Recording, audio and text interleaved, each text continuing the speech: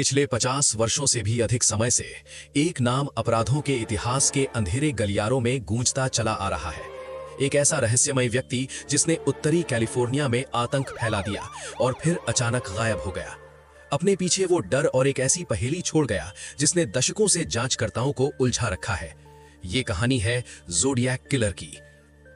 ये सब शुरुआत हुई 1960 के दशक के अंतिम वर्षों में सैन फ्रांसिस्को खाड़ी क्षेत्र में कुछ अत्यंत नृशंस और देखने में बेतरतीब हमले हुए जिन्होंने पूरे इलाके को हिलाकर रख दिया। लेकिन भय यहीं समाप्त नहीं हुआ। इन अपराधों के बाद हत्यारे ने पुलिस और समाचार माध्यमों के साथ एक विकृत खेल शुरू किया। उसने अखबारों को लगातार उकसाने वाले पत्र भेजने शुरू किए। ये पत्र केवल अपराध स्वीकार करने के लिए नहीं थे, बल्कि ये खुली चुनौतियां थीं।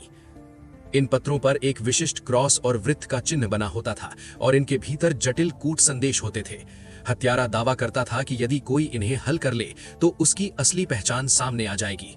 उसने कुल 4 कूट संदेश भेजे। इनमें से केवल 2 ही निश्चित रूप से हल किए जा सके हैं। पहला कूट संदेश, जिसे Z408 कहा जाता है, एक स्कूल शिक्षक और उनकी पत्नी ने केवल 1 सप्ताह के भीतर हल कर लिया था। ये एक डरावना, गलत वर्तनी से भरा हुआ बयान था जिसमें हत्यारे ने कहा कि उसे लोगों को मारने में आनंद आता है क्योंकि ये उसके लिए बहुत मजेदार है। दूसरा कूट संदेश Z340 पूरे 51 वर्षों तक रहस्य बना रहा। अंततः वर्ष 2020 में कुछ शौकिया संकेत विशेषज्ञों ने इसे सुलझाया। इसमें लिखा था, मुझे आशा है कि तुम्हें पकड़ने की कोशिश में तुम्हें बहुत आनंद आ रहा होगा।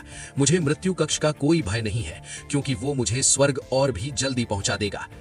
शेष 2 कूट संदेश Z13 और Z32 आज भी अनसुलझे हैं और अपने रहस्यों को कसकर थामे हुए हैं।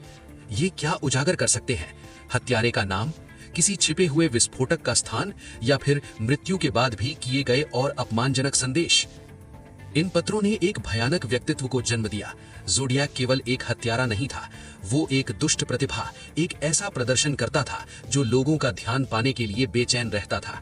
उसने स्कूल के बच्चों को गोली मारने की धमकी दी, अपने अपराधों का ठंडे और गणनापूर्ण ढंग से वर्णन किया और स्वयं को वो नाम दिया जो बाद में कुख्यात हो गया, ज़ोडिएक। उसका संवाद एक प्रकार का मानसिक युद्ध था जिसने पूरे क्षेत्र को भय में जकड़ कर रख दिया, जहां लोग हर समय ये सोचते रहते थे कि वो अगला हमला कब और कहां करेगा। ये जांच अमेरिका के इतिहास की सबसे विस्तृत जांचों में से एक बन गई। पुलिस विभागों ने हजारों सुरागों का पीछा किया और अनगिनत लोगों से पूछताछ की। वर्षों के दौरान कई नाम मुख्य संदिग्धों के रूप में सामने आए, लेकिन एक नाम बार बार सबसे ऊपर उभर कर आया, आर्थर ली एलन। एलन एक पूर्व प्राथमिक विद्यालय शिक्षक था जिसका अतीत बेहद परेशान करने वाला था। वर्ष 1969 में पहली बार उसका नाम पुलिस तक पहुंचा। उसके विरुद्ध परिस्थितिजन्य प्रमाण काफी मजबूत प्रतीत होते थे। उसके एक पूर्व मित्र ने दावा किया कि एलन ने एक ऐसे उपन्यास की बात की थी जिसमें एक व्यक्ति इंसानों का शिकार करता है। उसने सार्वजनिक होने से पहले ही ज़ोडिएक नाम का उपयोग किया था और उसके पास ज़ोडिएक नाम की घड़ी भी थी जिस पर वही क्रॉस और वृत्त का चिन्ह बना हुआ था। वो वलेहियों में रहता था जो प्रारंभिक अपराध स्थलों के पास था और कुछ जीवित बचे पीड़ितों द्वारा बताए गए हुलिये से भी मेल खाता था। जब पुलिस ने उसके घर की तलाशी ली तो वहां हथियार, खून से सने चाकू और रहस्यमयी लेखन सामग्री मिली। फिर भी उसकी उंगलियों के निशान और लिखावट ज़ोडिएक के पत्रों से मेल नहीं खा सके। बाद में डाक टिकटों और लिफाफों से लिए गए जैविक सम्मेषण भी उसे अपराधों से जोड़ने में असफल रहे। इतनी सारी संदिग्ध समानताओं के बावजूद उसके विरुद्ध मुकदमा चलाने के लिए कभी भी पर्याप्त ठोस प्रमाण नहीं मिल सके। वर्ष 1992 में उसकी मृत्यु हो गई और वो इस पूरे मामले का सबसे बड़ा यदि ऐसा होता तो क्या बनकर रह गया। लेकिन एलन अकेला संदिग्ध नहीं था। संदिग्धों की सूची लंबी और विविध थी। रिचर्ड गाइकोव्स्की, एक समाचार संपादक जिसका कार्य समय और स्थान ज़ोडिएक के हमलों और पत्रों से मेल खाता था। कुछ लोगों का तो ये भी मानना है कि उसका नाम कूट संदेशों में छिपा हुआ है। फिर लॉरेंस केन था, एक आदतन अपराधी जिसका रास्ता एक पीड़ित से टकराया था। और हाल के वर्षों में द केस ब्रेकर्स नामक स्वतंत्र इन्वेस्टिगेटर्स ने गैरी फ्रांसिस पोस्टे की ओर उंगली उठाई, जिनकी मृत्यु वर्ष 2018 में हो चुकी थी। उन्होंने दावा किया कि पोस्टे के माथे पर एक ऐसा निशान था जो पुलिस द्वारा बनाए गए चित्र से मेल खाता है और उन्होंने कूट संदेशों में छिपे अक्षरों से उसका नाम निकालने का दावा किया। उन्होंने नए वैज्ञानिक प्रमाण भी प्रस्तुत किए, लेकिन जांच एजेंसियों ने सावधानी बरतते हुए कहा कि ये प्रमाण निर्णायक रूप से उसी की ओर संकेत नहीं करते।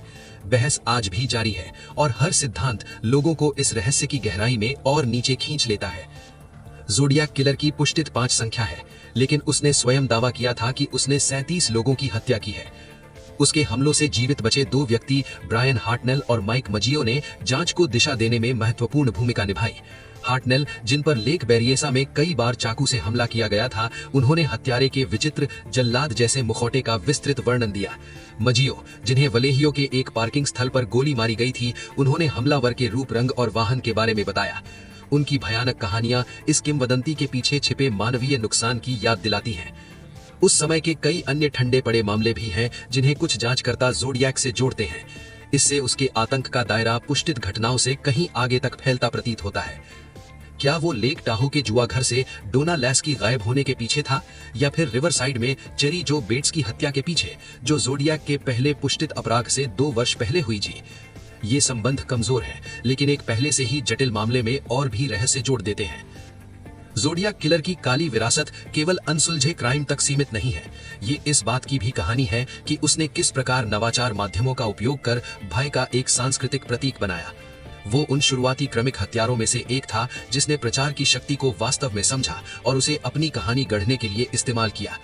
उसके मामले से अनगिनत किताबें, डॉक्यूमेंट्री फिल्में और बड़ी फिल्में बनी, विशेष रूप से वर्ष 2007 में बनी डेविड फिंचर की ज़ोडियाक फिल्म, जिसने हत्यारे की खोज को विस्तार से दिखाया।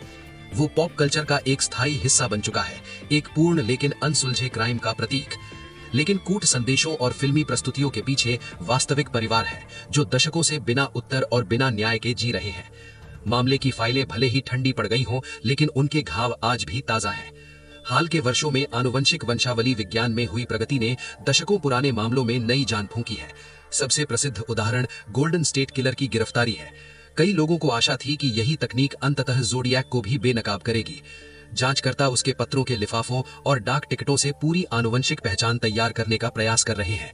वर्ष 2021 में ये समाचार आया कि इस विधि से संभवतः एक नया संदिग्ध सामने आया है, लेकिन बाद में आधिकारिक एजेंसियों ने स्पष्ट किया कि मामला अब भी खुला हुआ है और कोई भी एक प्रमाण इसे समाप्त करने के लिए पर्याप्त नहीं है। सबसे बड़ी चुनौती प्रमाणों की पुरानी अवस्था और वर्षों में हुए संभावित दूषण की है। आनुवंशिक सामग्री इतनी क्षतिग्रस्त हो चुकी है कि एक स्पष्ट पहचान निकालना अत्यंत कठिन है। क्या उत्तर किसी सूक्ष्म जैविक अंश में छिपा हुआ है जो केवल तकनीक के आगे बढ़ने की प्रतीक्षा कर रही है, या फिर ज़ोडियाक की पहचान हमेशा के लिए रहस्य ही बनी रहेगी? ज़ोडियाक किलर का मामला केवल वो कौन था का प्रश्न नहीं है। ये रहस्यमयी संकेतों, मजबूत संदिग्धों और निराशाजनक अनंतहीन रास्तों की भूल भुलैया है। ये जुनून की कहानी है, हत्यारे के जुनून की, और उन सभी के जुनून की जिन्होंने उसे खोजने में अपना जीवन लगा दिया। उसने एक पहेली बनाई और दुनिया को इसे सुलझाने की चुनौती दी। पिछले आधे शतक से हम प्रयास कर रहे हैं। हमने उसके संदेशों को सुलझाया, उसके शब्दों का विश्लेषण किया और हर प्रमाण की जांच की। फिर भी वो एक भूत बना हुआ है, अमेरिकी इतिहास को डराता हुआ एक प्रश्न चिन्ह। क्या हम कभी जान पाएंगे कि उस नकाब के पीछे कौन था, या फिर ज़ोडियाक का अंतिम रहस्य वही रहेगा जो वो अपनी कब्र तक लेकर गया?